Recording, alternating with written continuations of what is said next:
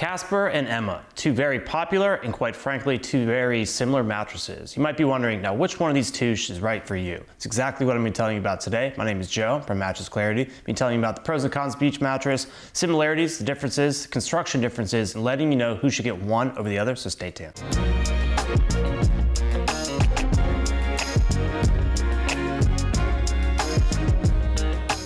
All right, let's start by talking about what's similar between these two mattresses, and quite frankly, these are two very similar mattresses. I think as we go through the video, you'll see just how similar they are. So I'd say the firmness is about the same. I put both mattresses about a 6 out of 10, so definitely in the same exact firmness range. Construction is very similar as well. 12 inches thick in total, both are. They both have a latex-like layer. They both have a memory foam layer, and they have a zone support where it's gonna be a little bit softer underneath your shoulders, up at the top of the bed, and a little bit firmer in the middle of the mattress. They have zone support.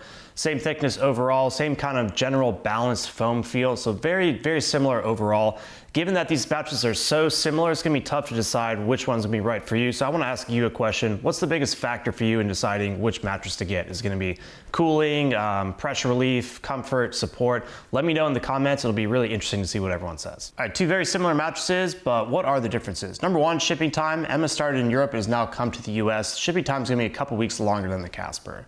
Also price, depending on the discounts of the day, the Emma is going to be a little bit cheaper than the Casper is. Casper also has an extra layer. It has a transition layer that the Emma does not. And also, they have pretty similar construction, of course, 12 inches in total, but the Casper is going to weigh a lot more than the Emma does. All right, let's break down the construction of both mattresses and see what the differences are. Starting with the Emma, 12 inches in total. The top layer is soft and latex-like. Underneath that, there is a memory foam layer. And then there is the base layer. The base layer is zoned, so it gives you a little bit more pressure relief up the top of the mattress underneath your shoulders. So if you're sleeping on your side, it'll feel a little bit softer, a little bit firmer in the middle of the mattress. So if you flip onto your back and stomach, it's going to be a little bit firmer, more supportive overall. It does have a balanced foam feel overall that combines latex and memory foam like qualities.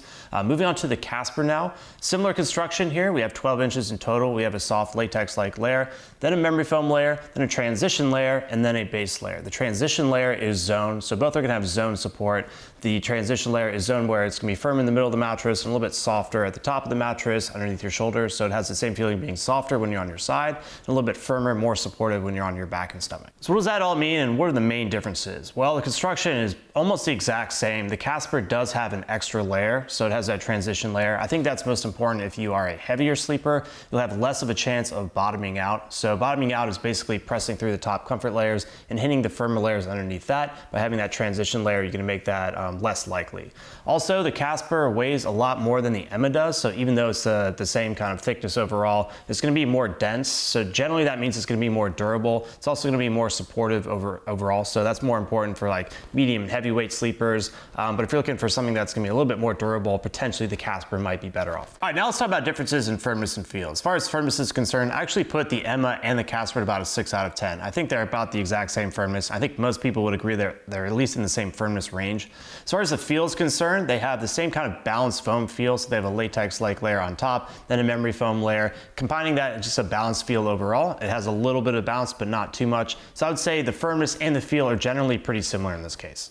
I'm going to talk through how I feel different sleeping positions on both mattresses. Starting on the Emma, on my back, feel pretty good here. My hips sink in, but not too much. Feels pretty supportive overall. Switching onto the Casper now, about the same. I would say it feels pretty supportive. You can feel that zone support, so pretty good match for me there. It's about even between the two mattresses. Switching onto my side now, on the Emma, pretty good pressure relief. It is a little bit softer because of that zone support. And kind of the same situation on the Casper, pretty good match for me there as well. So I would actually say it's about an even match on side sleeping for me as well.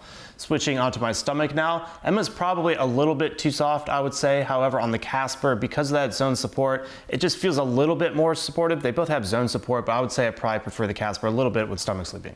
Mattress Clarity love our pressure map testing because it shows you exactly how well every mattress leaves pressure. So I get down on a pressure map, lie down on my back, side, and stomach. You can see anywhere from blue to no pressure, all the way up to red to high pressure. What really matters is these side sleeping results. So if we throw those results up here, you'll see that they both relieve pressure quite well, and it's about a tie here. That kind of goes with my personal experience. I put it both about a 6 out of 10, so the firmness is about the same, and I thought they both relieve pressure quite well. Hey guys, Martin here to offer a different perspective. Joe's 5'9", 160, I'm 6'7", 230. I'm a bit larger than Joe, and it's definitely important to think about your size when you're looking at a mattress. I want to give my experience with these two mattresses. So today we have the Casper and the Emma. In terms of firmness, I said both these mattresses were a 7 out of 10. Definitely firmer than Joe thought. It's definitely because I'm a larger person. I'm pressing further into these mattresses, feeling some more firmness than Joe did. So for me, a 7 out of 10. Now in terms of sleeping position, starting on the Casper, on my back, it's a very good match for me. You have this zone support, so my hips sink in just the right amount. Also some nice lumbar support, good overall support, so very, very good for back sleeping.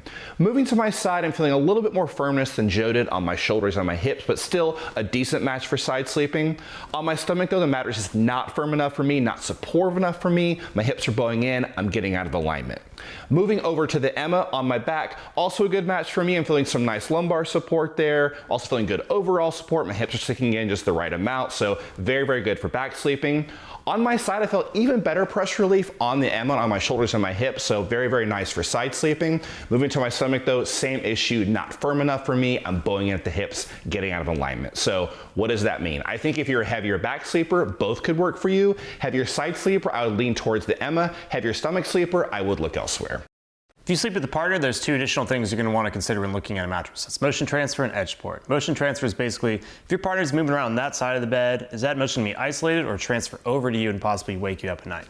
Edge support is basically can you sit on the edge of the bed or sleep towards the edge of the bed without feeling like you're going to fall off. And as far as motion transfer is concerned, I would put both about a tie here. They do a pretty good job at isolating motion overall. As far as edge support is concerned, they don't have the best edge support, so I would actually say that it's about a tie as well. You're not really going to fall off the mattress, but it's not generally the best edge support I've ever seen, and it's about a tie with both mattresses. All right, now the moment you've all been waiting for, which one of these two mattresses is going to be right for you? All right, as far as who should get the Casper, if you want to go for a more known commodity, the Emma is new to America and Casper's been here for a while now. They're definitely the more known commodity, have more reviews, probably better customer service at this point, so that's just something to note. Also, I think heavier sleepers probably want to go with the Casper. It's going to be a little bit more supportive overall, and it's going to be more durable, so that's just kind of something to note. And generally, if you want to view this as more of a long-term investment, I think the Casper is definitely going to be more durable than the Emma is. As far as who should get the Emma, I think if you just want to save money, the feel and the firmness are generally the exact same, and you're going to save a little bit of money by going with Emma, so that's something to note as well. I think lighter weight sleepers, you don't need something as dense as the Casper is, so you don't need something quite as supportive, so you may want to go with the Emma and save a little bit of money in the process there. Or if you're getting a mattress for a guest bed or for a kid, a teenager, something like that, where you don't need to be as durable, I would save a little bit of money and probably go with the Emma, given that the firmness and the feel are about the exact same. All right, that's basically it. Hopefully I've given you a good overview of the similarities and differences between these two mattresses. They are very similar mattresses, but hopefully I've given you a good overview of why you might want to get one over the other. If for some reason the decision is not clear, just leave a comment below. I could even give you a personal recommendation. Just leave a comment below and I'll get back to you as soon as I can. And if you're just getting started in your mattress buying journey, definitely check out mattressclarity.com. If you want to see a full list of my top picks, then we could go Mattress Clarity Best Mattress. Once again, let me know if you have any questions.